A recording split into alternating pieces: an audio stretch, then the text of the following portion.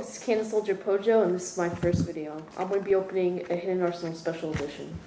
That was me 14 years ago on my Yu-Gi-Oh! Pack opening channel, which predates the LEGO channel you're watching this video on. Today, LEGO Ideas announced that LEGO Yu-Gi-Oh! Sets are coming, I'm guessing in 2027, specifically by opening up a LEGO Ideas building contest where they're asking users to submit a build with up to 2,000 pieces based off of one of the two Yu-Gi-Oh! Anime arcs, Battle City or Duelist Kingdom. The build needs to have a minimum 400 pieces. There will be a fan vote and the contest ends March 10th, 2026. The fan vote will open on April 14th, 2026, which will have 5 specific builds that LEGO Ideas team will curate to that specific fan vote.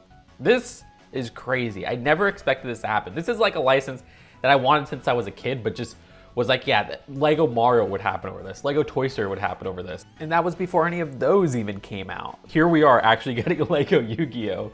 This is also a huge thing for Lego because this is the first time we're getting Lego sets directly based off an anime. Yes, we got Lego One Piece, we got Lego Speed Racer, but those are based off of adaptations of anime. Something like Lego Pokemon, it's based off the video game. There doesn't seem to be any anime sets based off the Pokemon anime coming, at least based off of the leaks.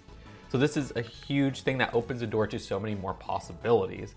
It's actually kind of funny, speaking of Pokemon, that the rules specifically mention that you cannot mix IPs like Pokemon. They do that twice. It's funny that they single out Pokemon.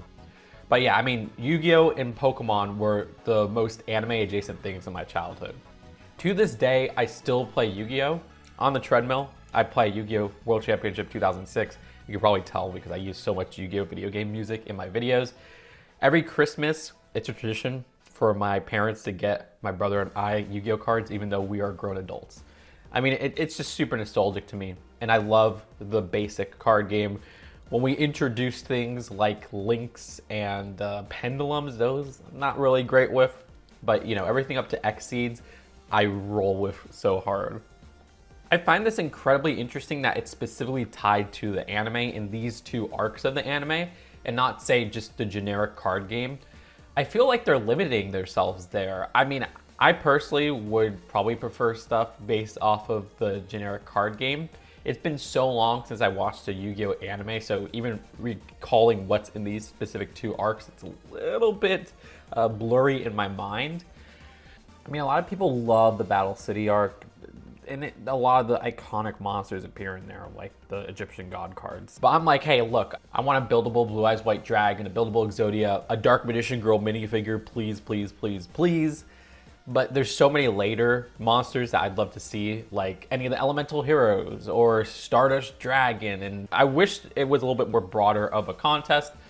But hey, I still would love to get a Yugi minifigure or a Joey minifigure. Like, that's kind of crazy. And again, I never expected an adaptation of Yu-Gi-Oh! In Lego form to take this angle specifically.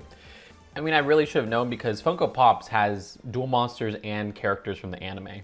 Oh my gosh, they have stuff from GX, which GX is my favorite out of all of the Yu-Gi-Oh! Animes, and I would love to see stuff specifically tied to that. That would just be a dream come true.